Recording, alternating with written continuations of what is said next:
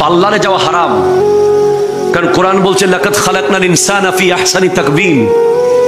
আল্লাহ মানুষকে সবচেয়ে সুন্দর অবয়ব দিয়ে সৃষ্টি করেছে। আল্লাহ আপনাকে শ্যামলা বানিয়েছে, আল্লাহর ভালো লেগেছে এটা। আল্লাহ আপনাকে ফর্সা বানিয়েছে, এটা আল্লাহর ভালো লেগেছে। আল্লাহ আপনাকে কালো বানিয়েছে, এটা আল্লাহর ভালো লেগেছে। তাই আপনি দুনিয়া আপনাকে সুন্দর না বলুক, আল্লাহর কাছে আপনি সুন্দর। কোন স্বামী যদি তার বিবিকে বলে তুমি এরকম কেন কালা, অমুকের বউ তো বহুত সুন্দর, আমার মামুনদেরকে আমি শিখিয়ে দিচ্ছি, আপনি আপনার স্বামীকে বলবেন তুমি কি কোরআন শরীফ পড়ো নাই? আমার এই চেহারা তো আল্লাহ বানিয়েছে, আর আমার এই চেহারা আল্লাহর পছন্দ হয়েছে বলে আল্লাহ বলেছে লাকাদ খালাকনাল ইনসানা ফি আহসানি তাকওয়িম। তো আল্লাহ যেটাকে পছন্দ করেছে আপনি এটাকে উযু করতে পারেন মেকআপ হিসেবে। কথা বলে না, উজুর চেয়ে কোনো দামি মেকআপ আছে?